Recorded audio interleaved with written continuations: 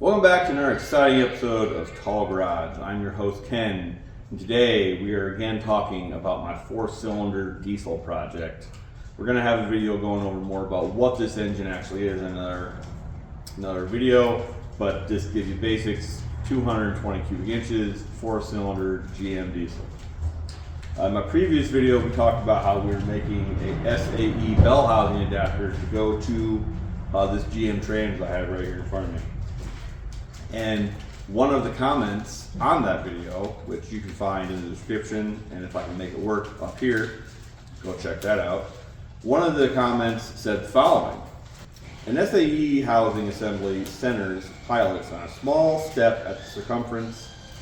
The difficulty involved to accurately incorporate the step into a 2-piece spacer may erase any material savings. SAE plates, often called pump mounting plates, are so common that it's tough to imagine that it's not more practical for the part of the adapter project to start with a stock piece? Ditto for spacer rings. Also, a stock spacer would already have the centering step made. For a one-off build, why not utilize used pieces? Any place taking apart trucks or equipment seems to have them by the gross. A neat build. I hope my comment doesn't seem to have a negative tone. That's not my intention. So overall, good comment. And I was thinking along the same lines about keeping this thing centered.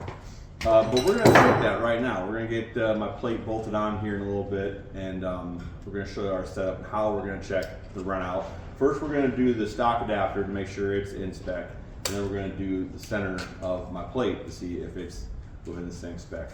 So hold on, I'm going to set it up and we'll talk about how we're going to do it. But before that, guys, it's starting to warm up, and if you're anything like me in Ohio, if you wait every 10 minutes, it might be nice. Are your guys' projects done yet? Probably not.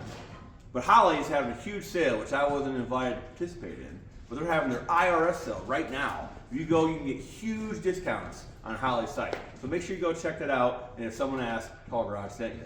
Let's get back to the video. We have a real simple setup here with a dial indicator, thanks to my brother.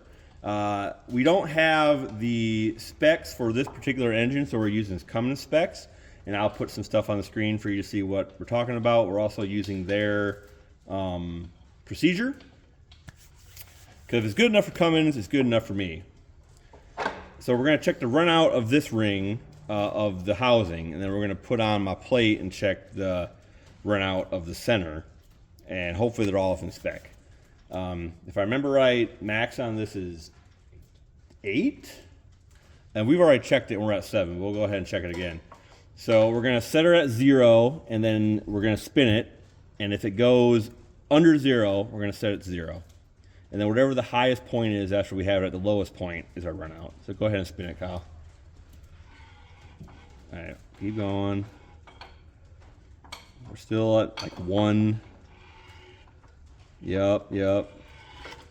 Slow down. Yep, we're good.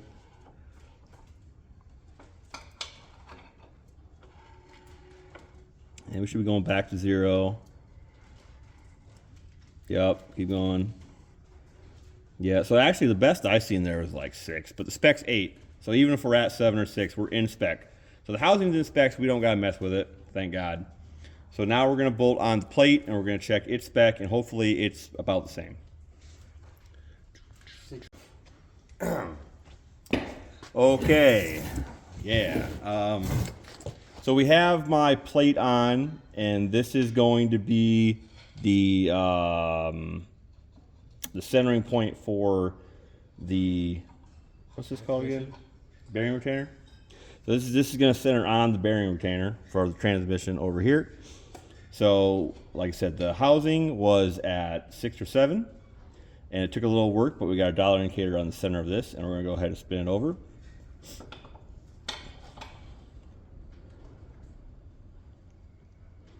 So, around here is going to be our 0 down here.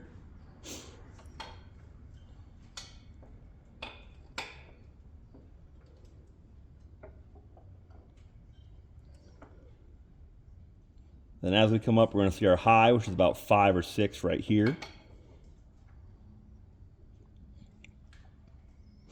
and we're going to come back up on 0. There we go. So with our housing at 7 and our adapter at 5, that's well within any tolerances I'm going to get.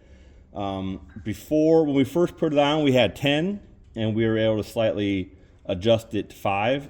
So even if it does settle in and move around once all the bolts are torqued, between 5 and 10 I'm very happy with. So let's wrap this video up. All right, everybody, that concludes today's video. I want to thank John189 for the comment that kind of like got me to do this. I was just kind of winging it before, but I'm happy we checked. Like I said, it's between 5 and 10. So very happy with that. I'm not sure what the spec on the transmission calls for, but it's probably in that ballpark somewhere. All we got left to do is to get a pilot bushing for the crank and a hydraulic throwout bearing for the transmission, and we're going to do the assembly, and we're going to get that all straightened up, get this tapped for the transmission and all that. So if you want to follow along, make sure you like and subscribe, and make sure you check out the video before this to see if you want to see how we went about our thought process behind designing this. And thanks for watching our video, guys. I'll see you in the next one.